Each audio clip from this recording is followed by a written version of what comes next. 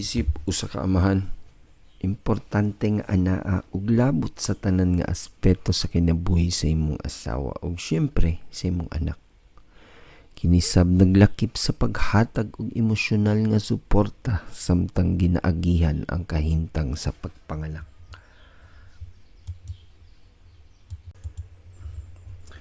Human sa desisyon sa pagkaamahan, nagsugod ang proseso sa paghanda sa pag-abot sa usa ka bata.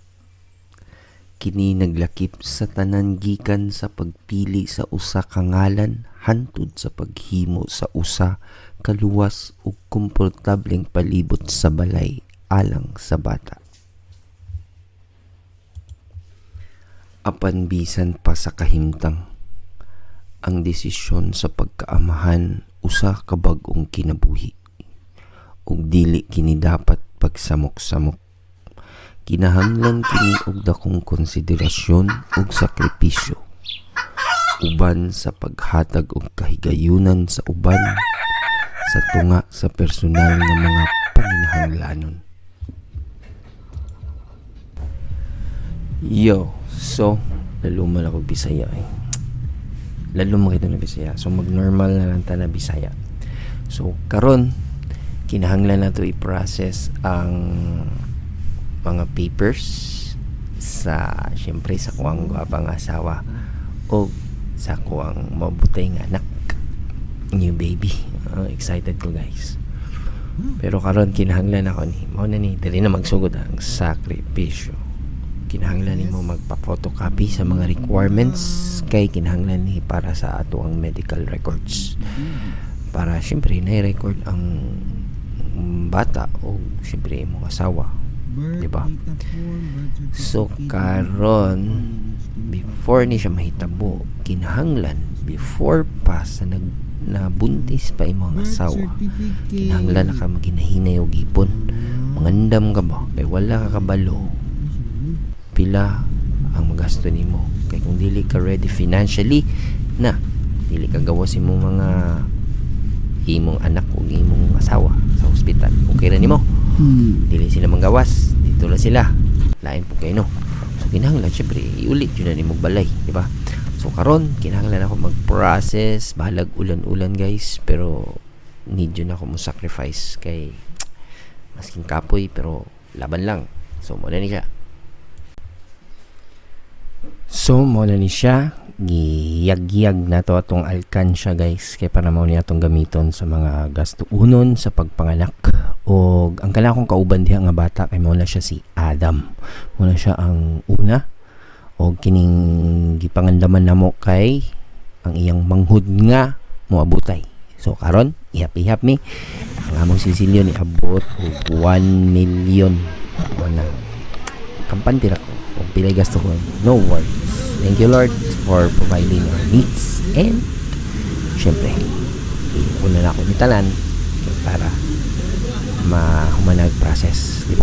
So sabay ko ninyo guys. Alright, come on, let's go. Dua ka kape po nani? Isa ka kape. Thanks. Isa.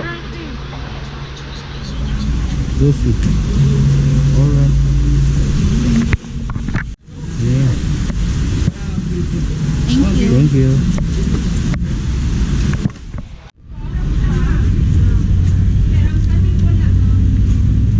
Next side, 168 ni.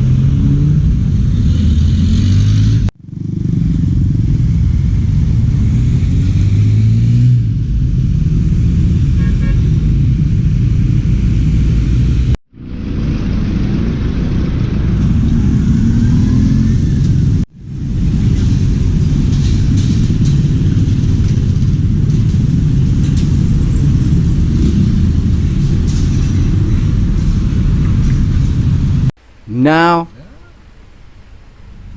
balik sa sakyanan. So, nahumanan ako photocopy ang mga ako ang kailangan ni photocopy. So, karon nakuha na siyang lahi-lahi. Isa ka file sa kuwang guwapang asawa. O, isa ka file para sa kuwa. O, syempre, isa ka file para sa mga baby. So, take note guys, lahi og process ang kasal, ang lahi og process ang gikasal, ang live-in ug ang single mother. So lahi siya process guys ha, dili siya pareha. So kini akong i-process is para ni sa mga kasado. O di ba? So sa akong nakuan murag mas dali ang process sa kasado kaysa katong single parent o live-in. So mas better magpakasal jud. Ha, nara na sa inyo bitaw kung sa inyo trip, pero for me it's a commitment. Evan Maxam! Hello! So karon guys, nakaisip na jud ko og name. Kay before pa ani tong nagbuntis pa akong misis is ang amo yung ginapray kay Lord kay girl, kay para Eve na unta mong i-name ipangalan sa iya. Kay ang iyang pangalan siyang kuya is Adam man, so kung babae syempre Eve na, para Adam and Eve. Pero kay lalaki magyapon ang gihatag ni Lord, so Eve gyapon. Ivan na lang, di ba? So, as I search the name Ivan, okay, okay ni guys. Ivan is a popular Welsh name meaning the Lord is gracious. A version of the English name John and the Spanish name Juan. Ivan has a Hebrew origin. The word Ivan itself means rock in Hebrew.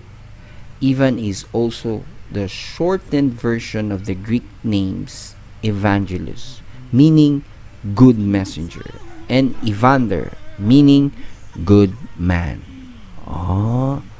Maunay ni meaning sa Ivan, no? Gi-research yun ako siya, guys. So, salamat po sa naghatag sa idea sa akong kumpare nga si Philip. Shout out to you, bro. Okay.